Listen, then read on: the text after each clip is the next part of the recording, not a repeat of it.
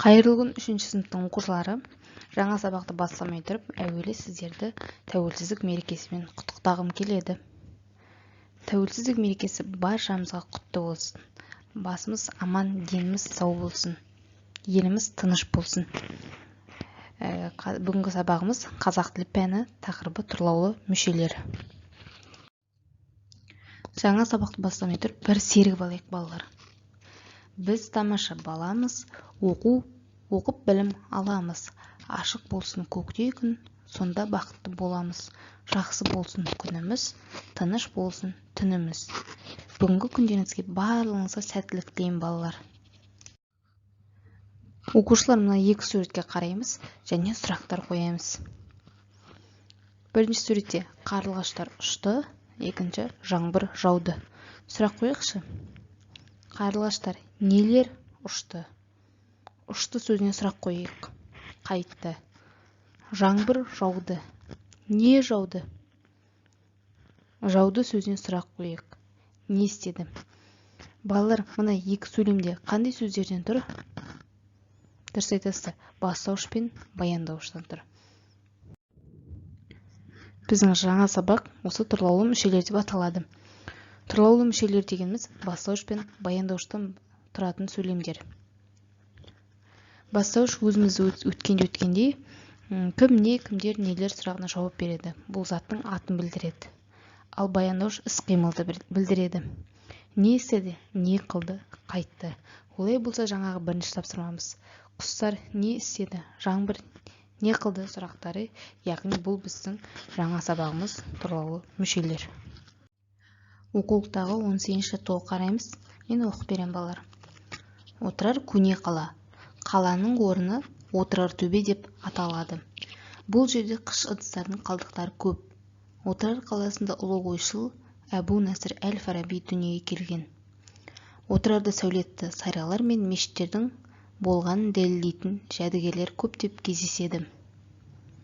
Астындағы 3 сұраққа жауап берейік. Бірінші сұрақ. Мәтінде қандай қала туралы айтылған? Иә, мәтінде көне отырар қаласы туралы айтылған.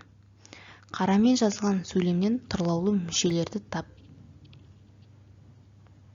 Иә, балалар, бізде бұл жерде тұрлаулы мүшелер. Бірінші сөйлем, қарамен жазылған сөйлем, яғни отырар көне қала. Тұрлаулы мүшелерді табамыз.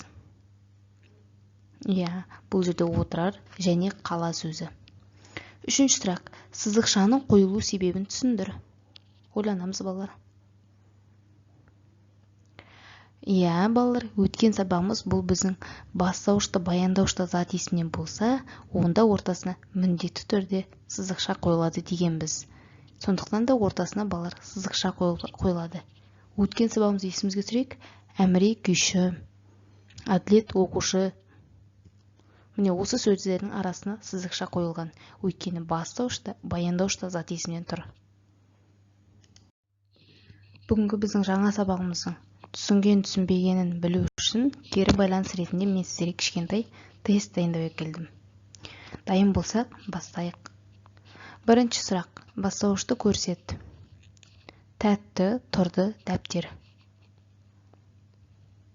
Иә, бұл жерде бастауыш дәптер не сұрағына жауап беріп тұр.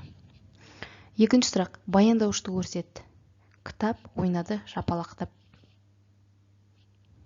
Бұл жерде баяндауыш ойнады. Үшінші сұрақ. Тұрлаулы мүшелерді белгіле.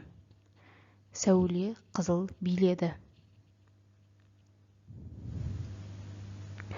Иә, тұрлаулы мүшелер сәуле және биледі. Төртінші сұрақ. Тұрлаулы мүшеден басқа сөзі белгіле. Яғни бастаушта, баяндаушта болмау керек. Оқушы, асхана, дәмді. Бұл жерде тұрлаулы мүшеден басқа сөз дәмді. Енді соңғы сұрағымыз сәйкестендіру керек. Бастауыш ойнады, баяндауыш сызғыш. Дұрыс айтасыз балалар, екеуінің орны өзгеріп кеткен. Бастауыш сызғыш, баяндауыш ойнады. Жақсы балалар, біздің бүгінгі сабағымыз аяқталды. Сіздерге барлығы түсінікті болды деп ойлаймын.